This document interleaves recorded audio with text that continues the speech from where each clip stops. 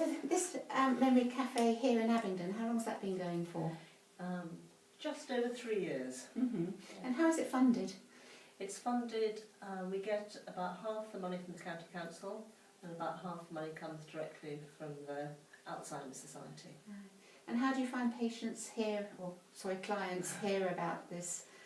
In a variety of ways. Some people see publicity. Most people come through word of mouth, either from a friend who's come, maybe from someone from the memory clinic, one of the mental health nurses has mentioned it, one of the dementia advisors maybe. So it's a variety of ways.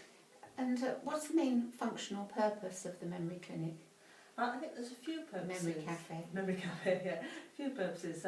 One of the main ones is just for people to get together, people with dementia and their carers and family members, to get together and provide mutual support. So, peer support's really important.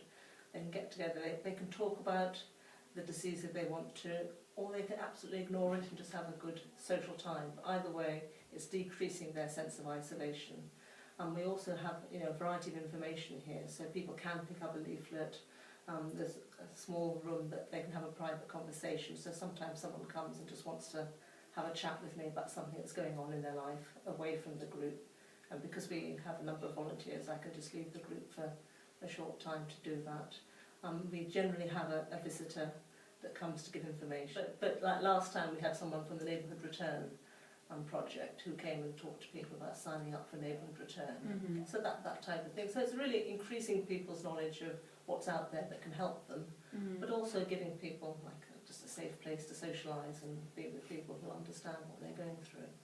Can carers come on their own, or do they have to come with their cared for? Yes, they can come on. The cafes all have their own they're all a little bit different. So, for example, the cafe up in Banbury really has a focus on art. They have an art therapist who comes, and they've been very lucky they've had some funding for that. Generally they wouldn't be funding that, but they've been able to make that a main part of their cafe.